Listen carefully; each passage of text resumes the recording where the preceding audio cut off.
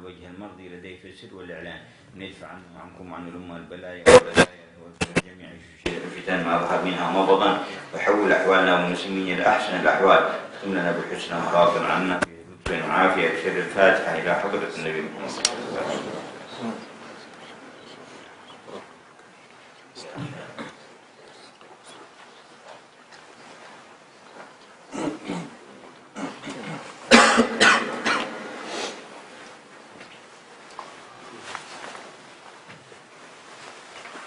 هذا من كتاب الإمام الغزالي في شرع عجائب القلب من جملة كتابه إحياء علوم الدين.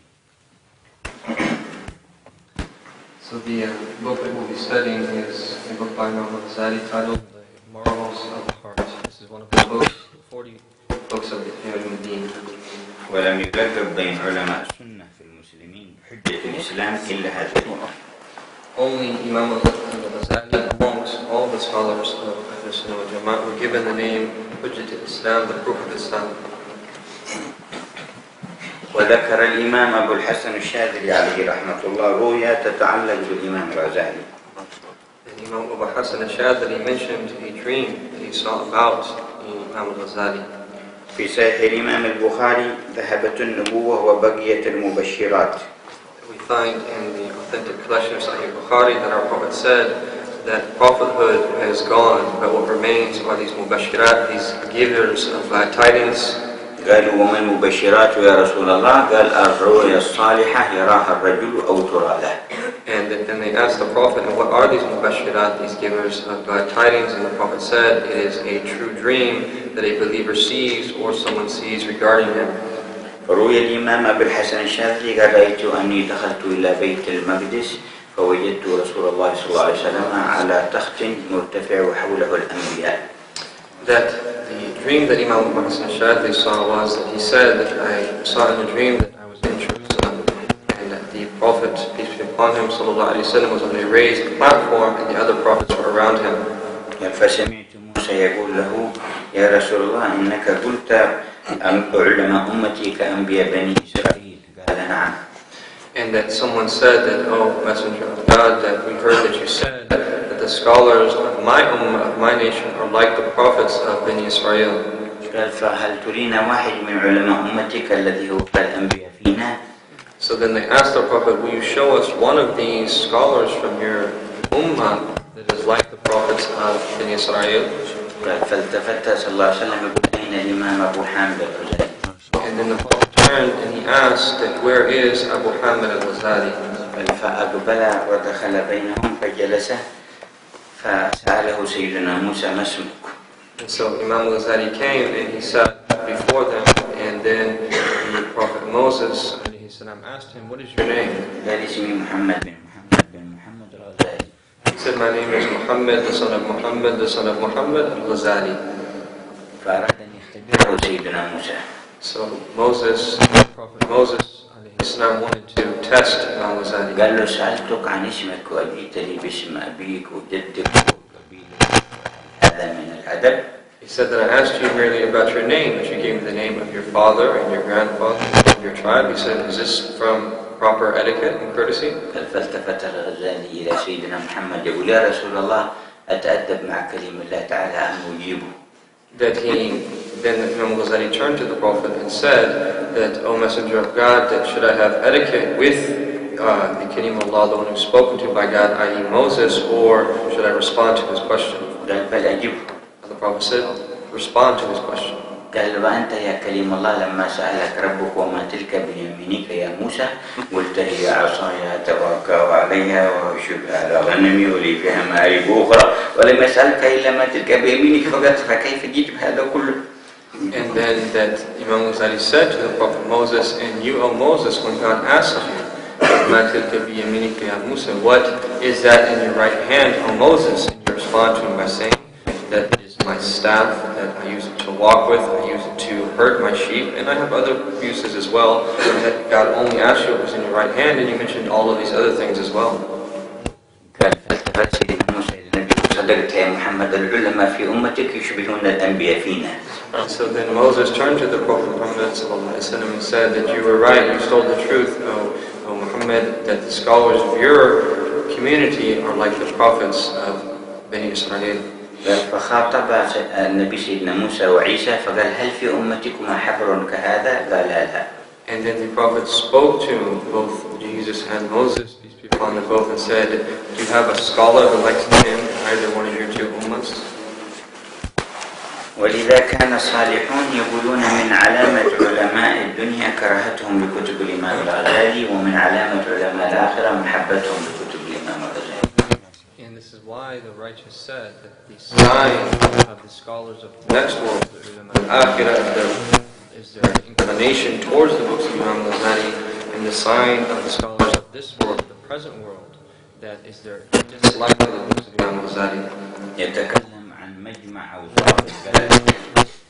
The chapter that we're on now is the chapter that is dealing with the summary of the qualities of the heart. قال رحمه الله تعالى رفعنا بكم بدنهم إن الإنسان اصطحب في خلقته 4 شوائب الأوصاف السبوعية والبهيمية والشيطانية والربانية.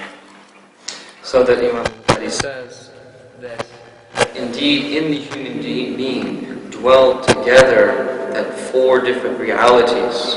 That the first is the predatorial qualities, the second is the bestial qualities, the demonic qualities, and the lordly qualities.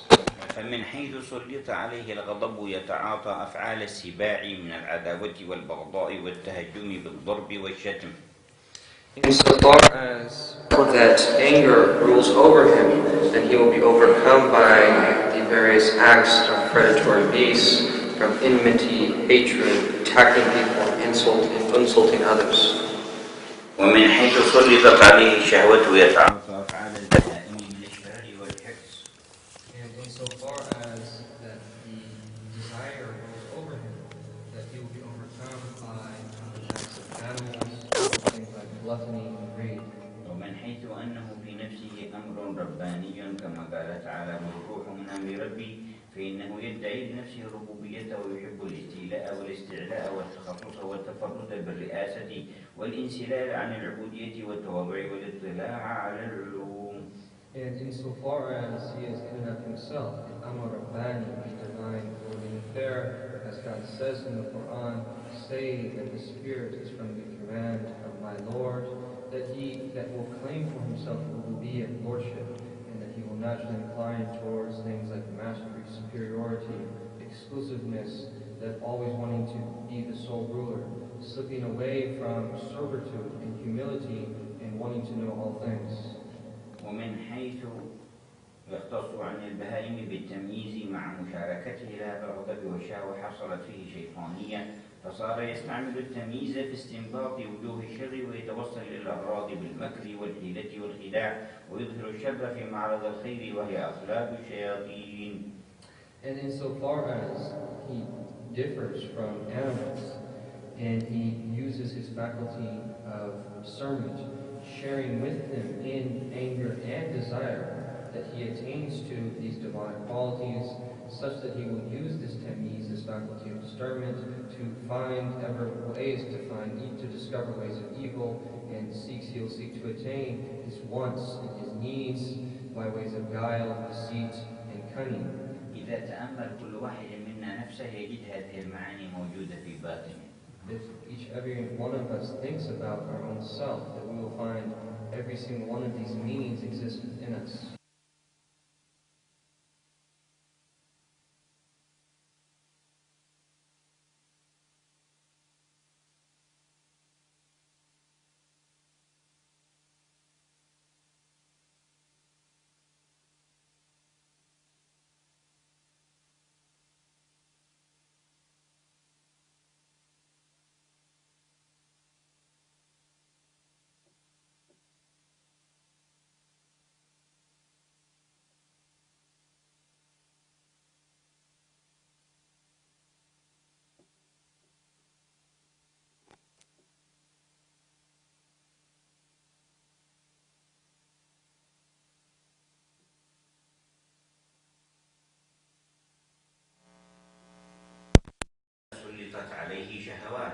That we find that we're naturally disposed to get angry as well as to be overcome by desire.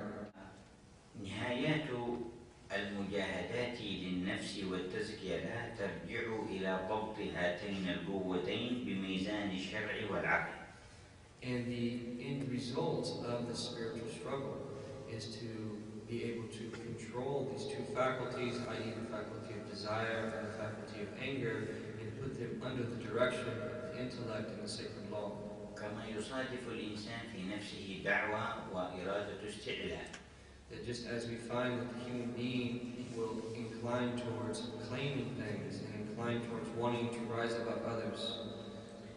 فإنما يتهذب بواسطة التزكية واستماع الوحي واتباع النبي صلى الله عليه وسلم. And this is why it is ever important for us to concern ourselves with purification and to listening to revelation and the sacred words of our prophets. وإلا فكثير من الناس لو تيسرت لهم الظروف التي تيسرت لفرعون لقال أحدهم أنا ربكم الأعلى. Otherwise, that were we to find it facilitated, what was facilitated for Pharaoh from the Pharaoh, all of these outward things, that you would have found it were they to have been put in that same situation, they would have said just as he said, in other words, that I am the Lord Most High. وإذا لم يتيسر له قول ذلك وجدت عنده تصرفات كقول من يقول ذلك. That even if this person might not say that statement, that terrible statement, that you find that the acts that they do are similar to the acts of the Pharaoh himself. فيحتاج إلى أن يعرف حقيقة نفسه ليخرج من رجسه إلى قدسه. This is why the human being must know the true nature of his own soul, so that he can free himself from his impurities and move back to its sacred reality.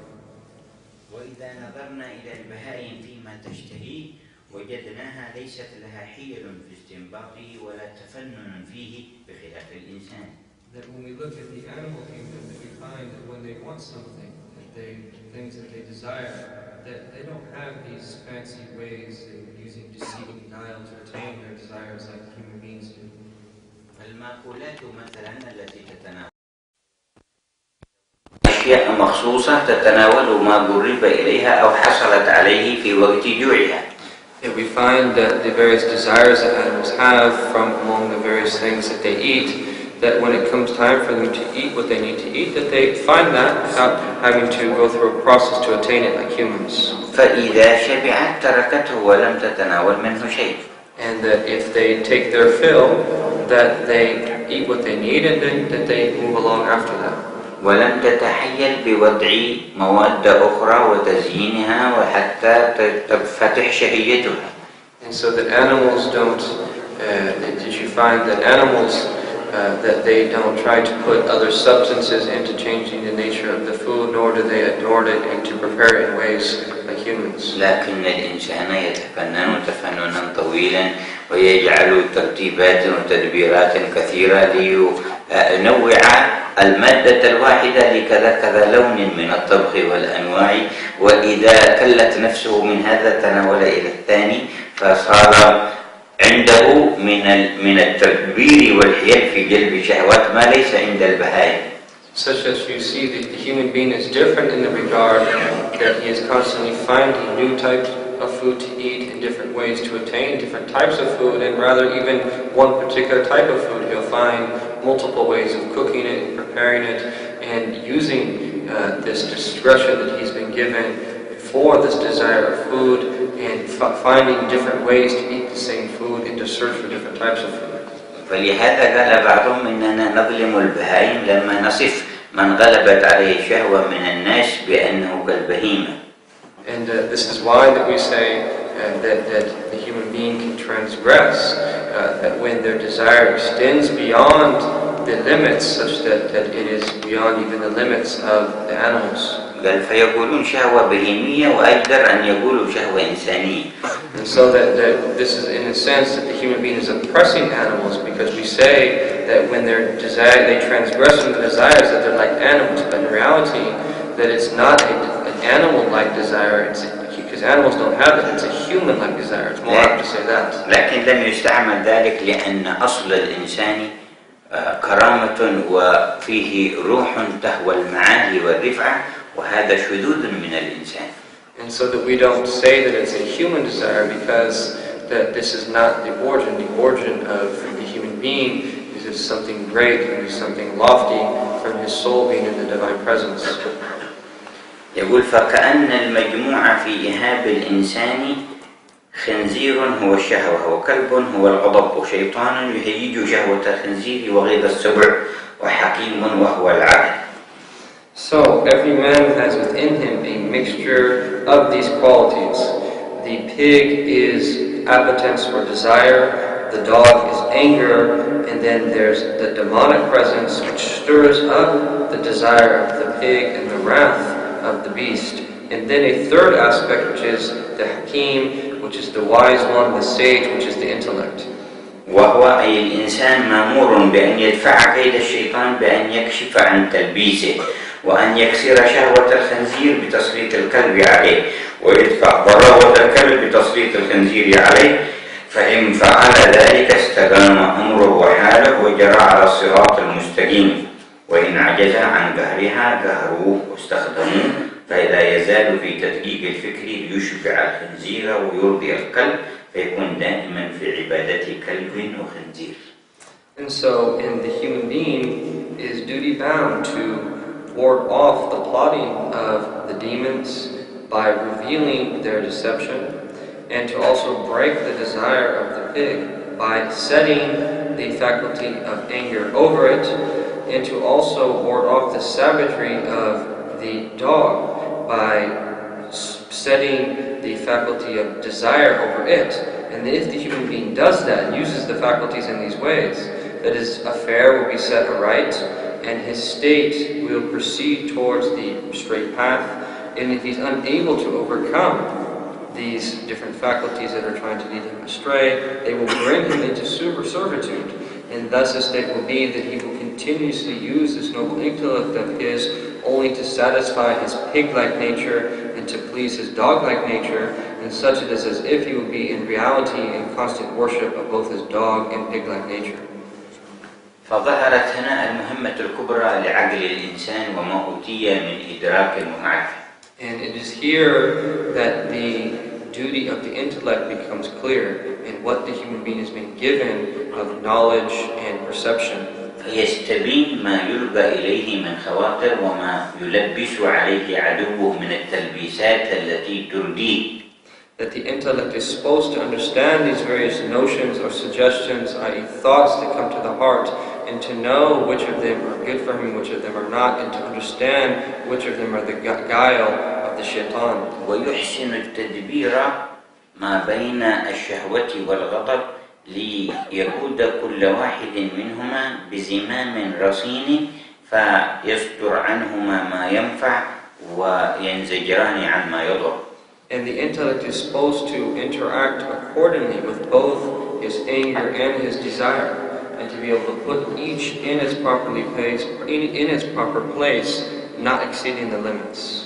فإذا مالت النفس إلى ما بطبيعتها إلى ما يضرها في دينها أو دنياها سلط عليها قلب الغضب فغضب عليها وزجرها وردها. And so that if his nafs, if his soul inclines towards something that is inappropriate or blameworthy in the sacred law, that he uses this faculty of anger, he uses his anger, and he puts it, and he makes it and he becomes angry, and such that he uses his faculty to overcome the faculty of desire and to put it in its proper place and to keep it in check. وإذا ثارت ثائرة الغضب في غير موضعها خففها وسلط عليها رغبة الشهوة في شيء فرجاها بشيء ونهى شيء حتى تنكسر ثورة حدتها في الغضب. And the opposite of well, that if he becomes angry for an inappropriate reason, and in this case, that he will use the faculty of desire, he will use his desire to keep anger in its proper place by making himself and his lower soul incline towards something that is good, to then keep that anger in check. هذه المهمة الكبرى لعقل الإنسان ووعيه وإدراكه وفكره. This is the greatest purpose of the human being's intellect, and the reason that we've been given consciousness and discernment and have the ability to perceive. فإذا تعطلت صارت حقيقته كمن له أذن لا يسمع بها وعين لا يبصر بها وقلب لا يفقه به. And that if the intellect is not used for this reason, it is like someone who has eyes but doesn't see with him, or ears but doesn't hear with him, or that has a heart that doesn't understand through it. قال وهذا حال أكثر الناس. And then Imam Ghazali says that this is the state of the majority of people. إذ كل من لم يتبع الأنبياء ولم تغلب عليه فطرته السليمة يعيش عابدا لخنزير شهوته وكلب غضبه حتى يموت. Because the reality is, anyone who does not follow the messages of the prophets, and that they don't have their natural, and they allow themselves to overcome this natural disposition, which is good, that you will find that they will always be in a state that is blameworthy. ولكن أهل التزكية على غير ذلك، فهذا الصالح لما قابله بعضهم بالسب والشتم أجابه فقال لأغيظن من أمرك بذلك علي، فعفى عنه وأحسن إليه. قال خذ هذا. ماذا عملت؟ قال أغضت الذي أمره بسبي. قال وهو إبليس أمره أن يسبني، فأنا عرفت ذلك وأغضت الذي أمره بسبي، فلم تثر منه ثائرة الغضب ولم ينتقم لنفسه، ولكن كان بهذا الحال. Whereas we see that the righteous, they're not like the vast majority. That there's a story where there was a righteous man that when someone insulted him and cursed him, that he responded to this person by saying that I am going to extremely anger the one who told you to do that. This person was a bit perplexed, and he said that what he ended up doing was partying him and doing something nice to him. And then he said to him that by responding to you in the way that I did, that I'm going to extremely anger Shaitan, because he is the one who told you to do that. ولما قالوا للحسن البصري إن فلان وفلانا جالسين يغتابونك، ذهب فأخرج سلة ملأها بالفاكهة وجابها إليهم وقال خذوا هذا لا أستطيع أن أكافئكم، فقد سمعت أنكم أهديتم إلي حسناتكم وهي باقية، فما أستطيع أن أكافئكم إلا بهذا الذي يفنى والقليل فاقبلوه مني.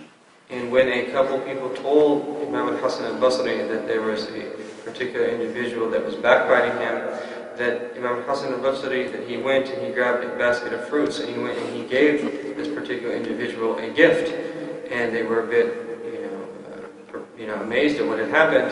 And he said that it reached me that you were backbiting me, and in reality what you were doing is you were gifting me that your good deeds. And he said that I didn't want to accept your good deeds and not recompense you for them.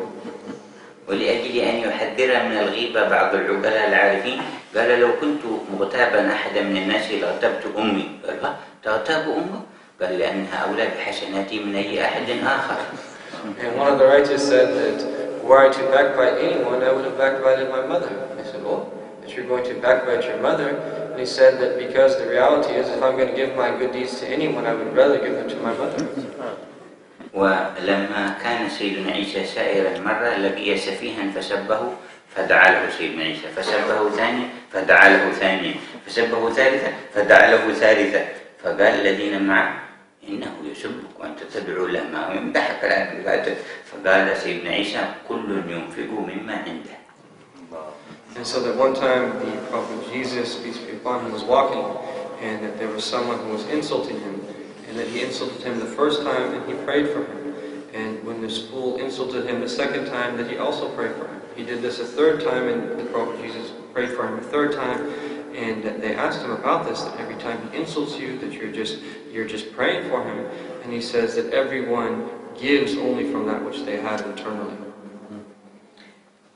ومثل هذه الأخلاق شاهدناها في كثير ممن أدركناهم وفي مشايخنا الذين تلقينا عنهم، فلأن سر التربية بحمد الله باق في الأمة إلى آخر الزمان، فالله يجعل لنا نصيب منه. And these character traits about which we are speaking, we've seen these in many of the scholars that we ourselves have met, and that the secret of spiritual discipline remains until the end of time. يقول: والعجب ممن ينكر على عبدة الأصنام عبادتهم للحجارة، ولو كشف الغطاء عنه وكشف بحقيقة حاله لرأى نفسه ماثلا بين يدي خنزير ساجدا له مرة وراكعا أخرى ومنتظرا لإشارته وأمره، أو رأى نفسه ماثلا بين يدي كلب عبور عابدا له مطيعا سامعا، وهذا غاية الظلم. And then Imam Ghazali says that the amazing thing is about people that reject or disapprove of the idolatrous worship of stones, for instance, and were the veil to be removed, and were the reality of their state to be unveiled, that they would have seen themselves standing before a pig, prostrating to him sometimes, and other times kneeling before him, waiting his signal and his command. Or that he would see himself standing before a savage dog, worshipping him, that obeying him, listening to his command, and this is the utmost oppression. قال: ثم إنه يترتب على طاعة خنزير الشهوة صدور صفة الوقاحة والخبث والتبديل والتكتير والرياء والمجانة والعبد والحرص والجشع والملق والحسد والحقد والشماتة وغيرها. And then that from following the pig-like desire that exists within the human being, that it leads to a whole bunch of blameworthy qualities. From among them, listing them, shamelessness, wickedness, wastefulness, avarice, hypocrisy, wantonness, frivolity, greed, covetousness, flattery, envy, rancor, rejoicing at another's evil, and so on. ويصدر عن طاعة كلب الغضب صفة التحور والبذالة والبذخ والصرف والاستشاطة والتكبر والعجب والاستهزاء والاستخفاف وتحقير الخلق وإرادة الشر وشهوة الظلم. As for obeying the dog-like nature of anger that exists within the human being, what emanates from that are again a number of negative qualities, blameworthy qualities. From among them, recklessness, squandering, haughtiness, boasting, having a hot temper, pride, conceit, sneering, disregard, and despising people, willing evil, having a lust for oppression, and so on. وأما طاعة الشيطان بطاعة الشهوة والغضب فيحصل منها صفة المكر والخداع والحيلة والدهاء والجرأة والتلبيس والغش والخب وأمثالها.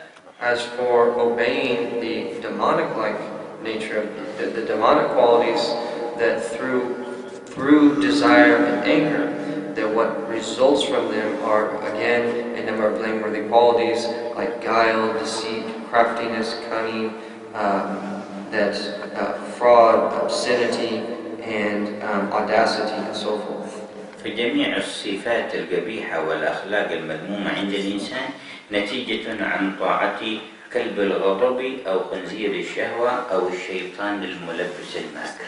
So all negative and blameworthy qualities that emanate from the human being are from obeying one of these three realities that exist within the human being. Either the pig-like nature of desire, the dog-like nature of anger, or the demonic impulses. وقد كان بعض الصالحين في القرون الأولى يلح على الله تعالى بدعاء ليحفظه من الشيطان، ورأى الشيطان فقال له: لك الأمان مني ولا تعلم أحدا هذا الدعاء.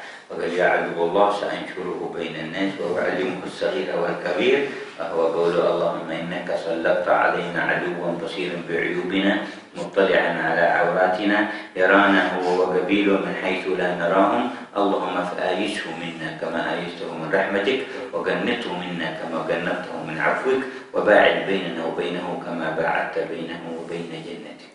And that one of the righteous, that he used to make a particular supplication often, and then that he had an experience where he told the shaitan that he was going to tell this to other people, whereas the shaitan didn't want him to do this, and he said, no, I'm going to tell people this. And this was a dua for protecting oneself against the shaitan. And then that this dua states that, in rough translation, that, oh God, you have subjugated us to a shaitan. That is, an enemy that knows our faults and is overlooking our affair. ترانا هو وقبيله من حيث لا نراهم. He and his army see us whence we don't see them, whereas we do not see them. اللهم فآيسهم منا كما آيستهم من رحمتك. That, oh God, make them, Shaitan and his host, despair from this the way that you have made him despair from your mercy. وقنطهم منا كما قنطتهم من عفوك. And then to distance us from him the way that you have distanced him from your pardon. وباعد بيننا وبينه كما بعدت بينه وبين جنتك. And that to distance us from him as well the way that you have distanced him from your paradise.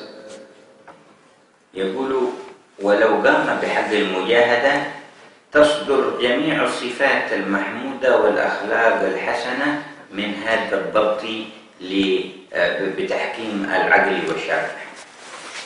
And whereas the opposite is true, that all good character and all praiseworthy qualities that they stem from keeping these faculties and the realities that exist within the human being in check and placing them under the supervision of the intellect and the direction of the sacred law. وأقربنا من نبينا في القيامة أحاسننا أخلاقا. And the closest of us to our Prophet on the Day of Judgment are the best of us in character.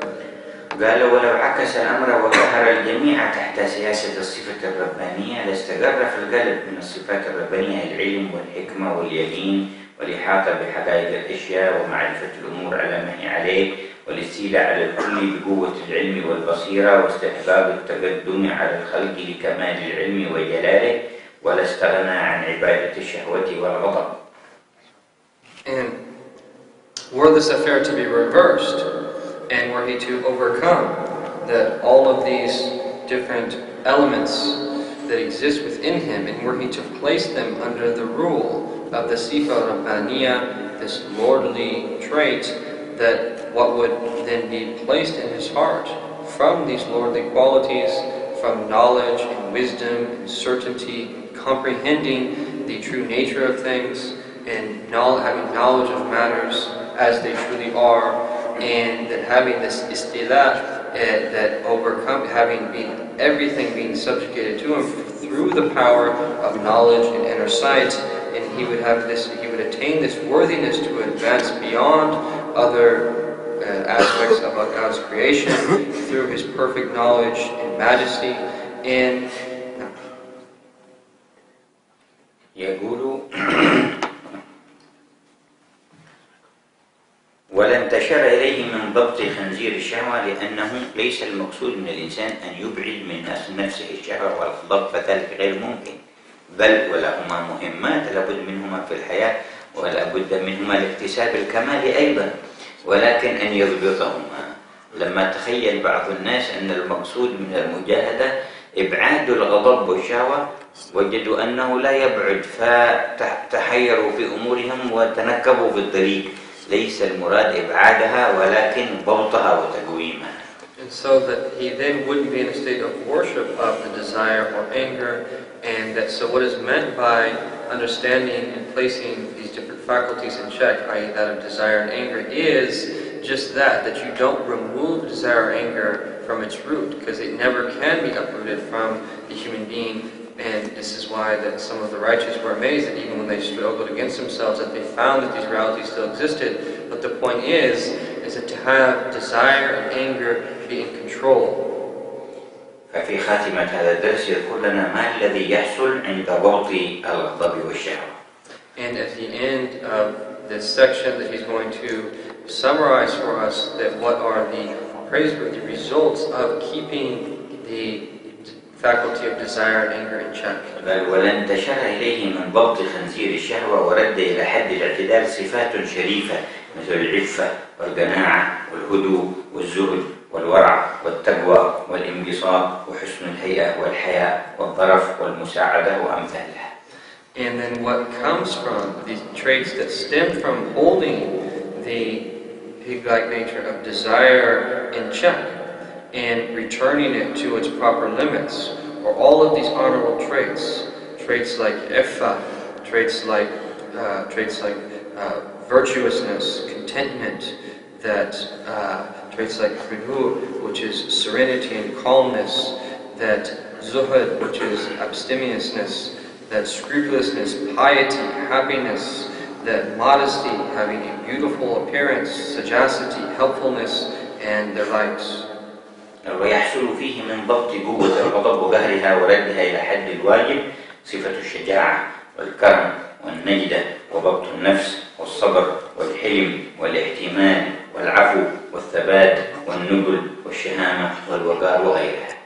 And by balancing the faculty of anger, and by overcoming it, and that returning it to its proper place, that it will lead to all of these beautiful character traits like courage, generosity, gallantry, self-control, patience, forbearance, endurance, pardoning, steadfastness, nobility, valor, and dignity in others. وفي الخبر أن الشيطان يقول إني أوسوس في قلب ابن آدم فإذا غضب طرت إلى رأسه فصرت ألعب به كما يلعب الصبيان بالكرة. And that we find in a narration, it states that the shaitan says that when I whisper into the heart of the son of Adam, and that when the son of Adam becomes angry, that then I have the ability to play with him and move him about the way that a child plays with a ball. وبعض الناس يشتكي غلبة الغضب عليه وفي الحديث أن دعاء يسكن بشد ثورة الغضب عند الإنسان يقول اللهم أذهب غيظ قلبي اللهم أذهب غيظ قلبي مرحبا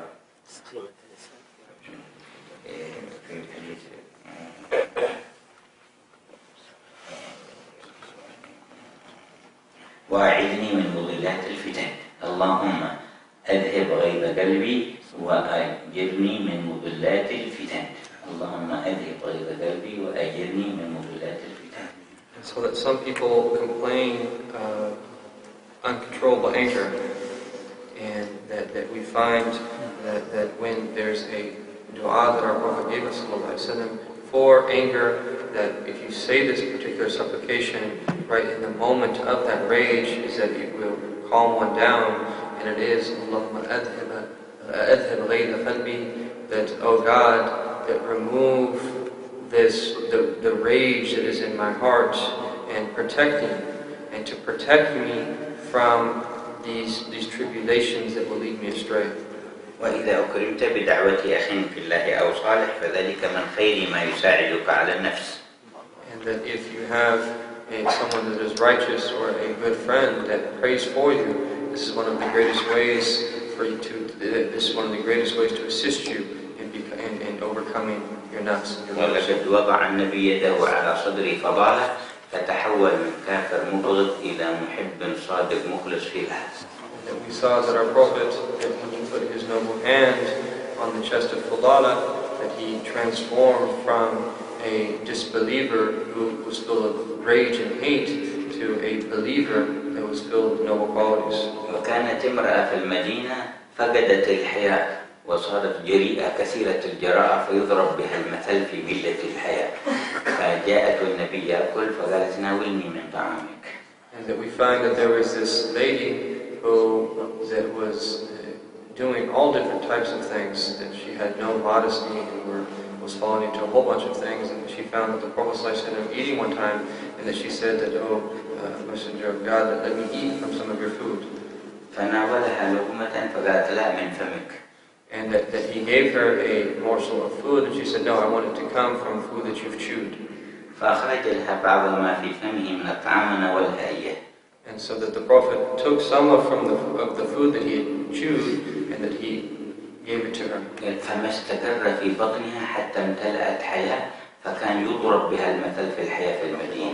And so that food did not settle in her stomach, except that whereas previously people used to use her as an example for everything terrible, that then she had so much modesty and haya that they used to use her as the exemplar for that trait.